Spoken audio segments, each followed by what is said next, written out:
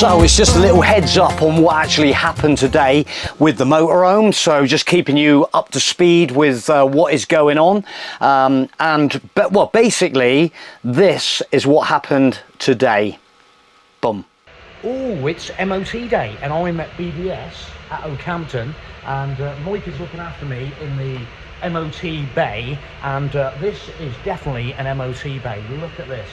It is absolutely state-of-the-art equipment, layout, super clean, super tidy, totally recommended.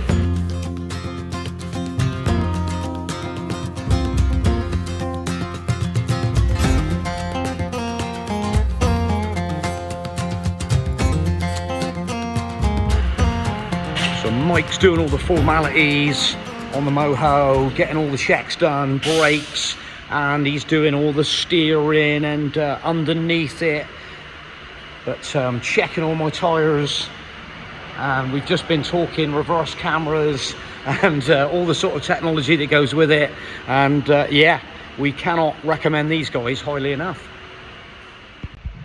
The greatest thing when you're in a pit of this level of high standard of cleanliness, it is just so nice to come under your vehicle and see everything that's going on. Look at it under here, and yeah, Mike wants me to show the pit, and I want to show the underneath of my motorhome. Perfect. But yeah, it's always good to have an expert opinion, checking all the underneath. I'm just having another check around all my little connections that I've got oiled up, and see what I need to be doing next. But all the wax oil looks to be looking pretty good and protecting everything. Bit dusty possibly, but apart from that, it is all looking super neat.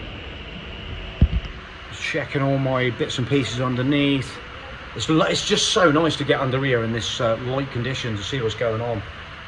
But exhaust box all nice and tidy. Checking all the clamps. Yeah, I think we're actually good to go.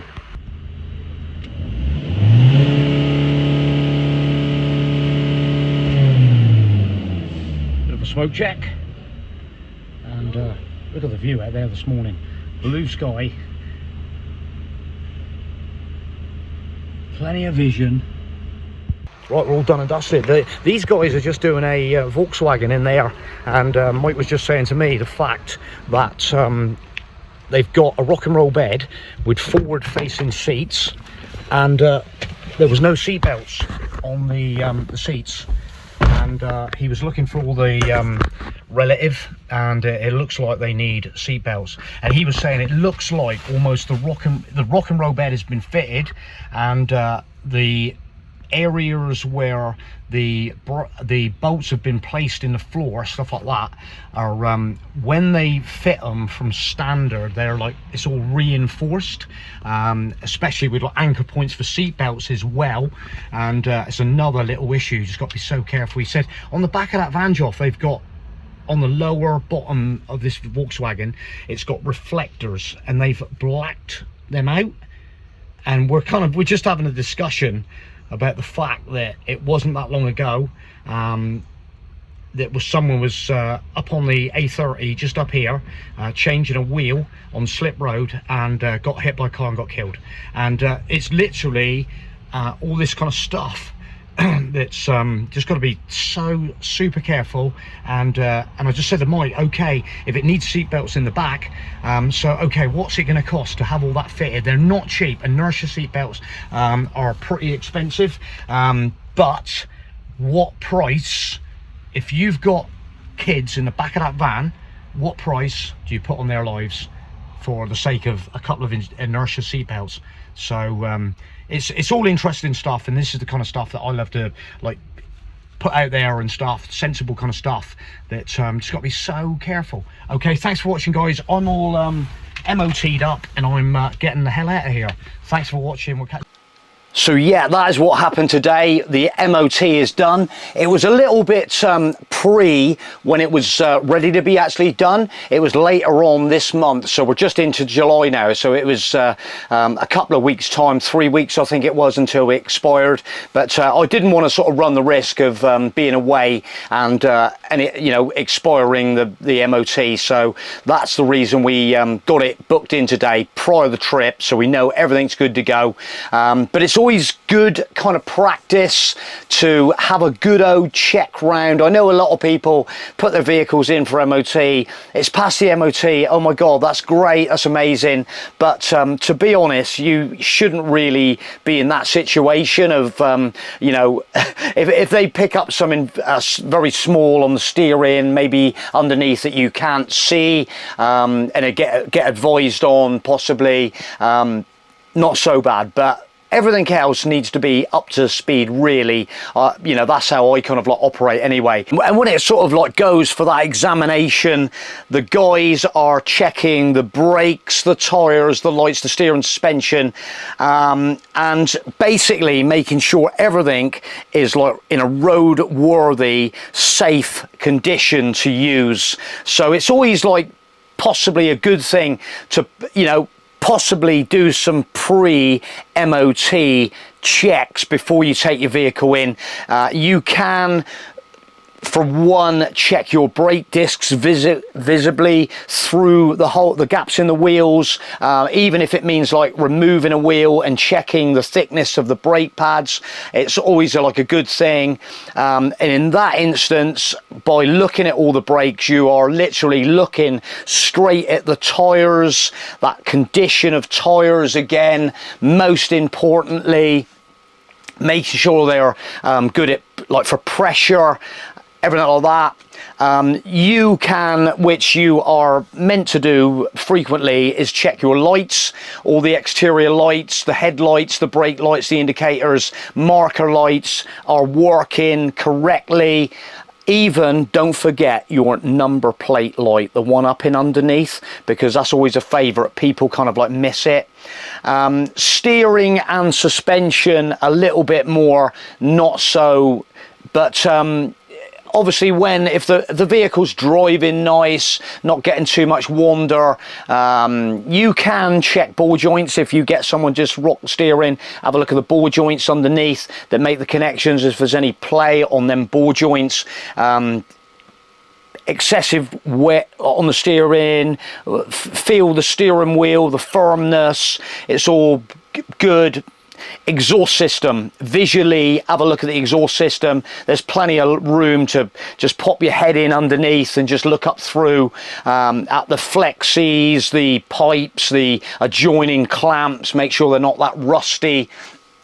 Always a good thing.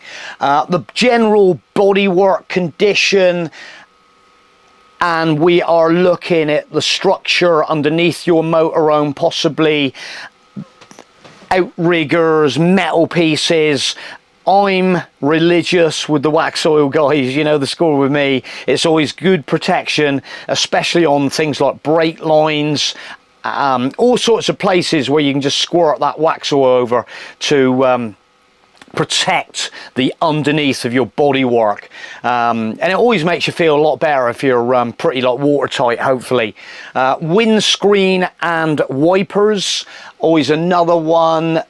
Stone chips, they're a little bit, so obviously if it's not intrusive of the driver's vision so much these days, they are reasonably lenient on that, but you kind of like don't want that scenario where you're like driving down the motorway and you've got a annoying stone chip right in the line of vision that's going to, you know, so you're not concentrating. That's what the number one is. That's what they're kind of looking for.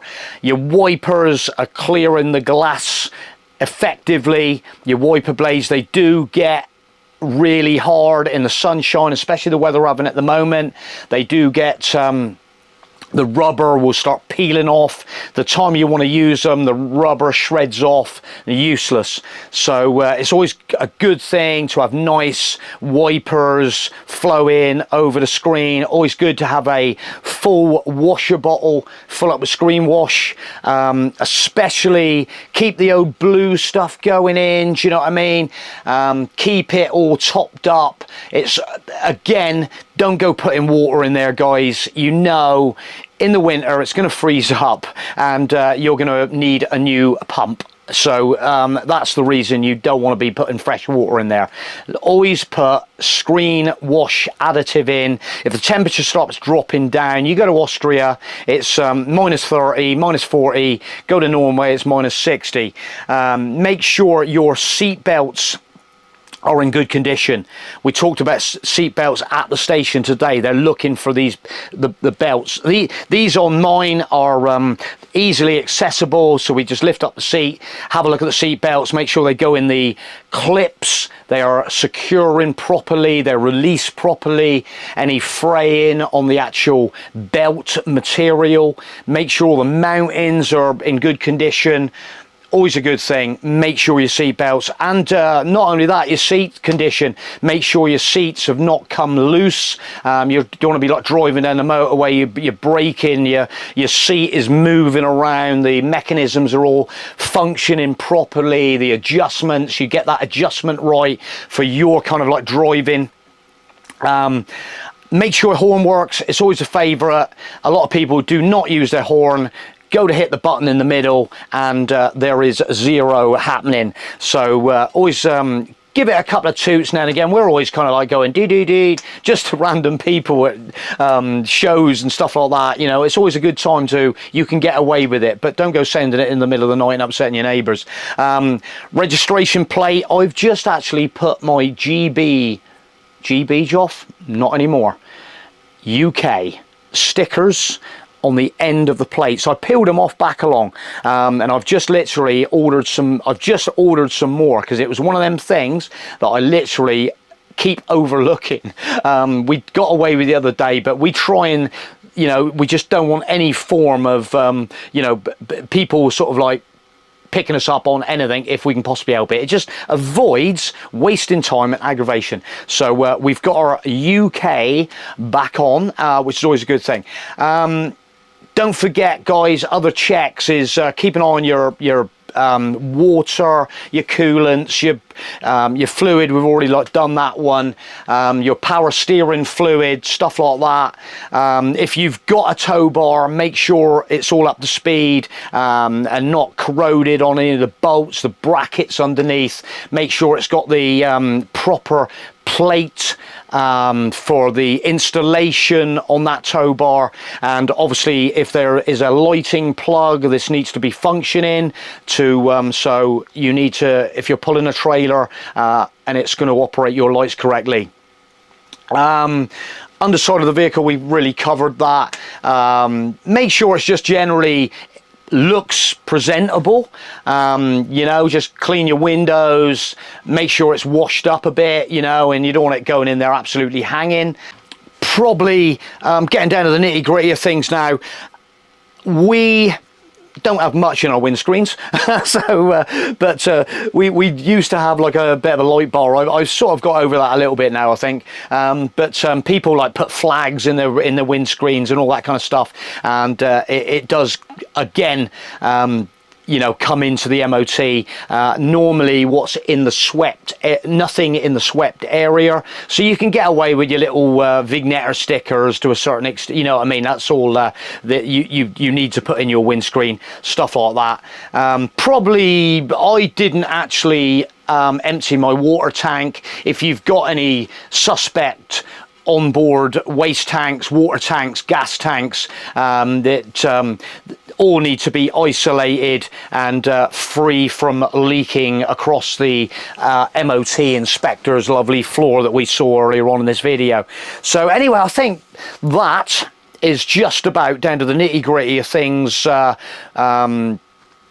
we need to sort of like look at prior taking your vehicle MOT. I think basically if you've probably covered most of that, you're not going to have a problem getting your pass certificate. There it is, it's simple as that. So I thought I'd sort of incorporate that a little bit with this video, and I hope it helps you guys that are coming up for MOTs and points you in the right direction. Anyway, I've got to get myself together. We've got a trip coming mighty soon, like maybe tomorrow night. So I'm going to rip this video. Thanks for watching the video, guys. Give us a comment. Anything we've missed on the MOT checklist, we'd happily take a comment on it. Thank you for watching, and we'll see you on the next video. Bye for now.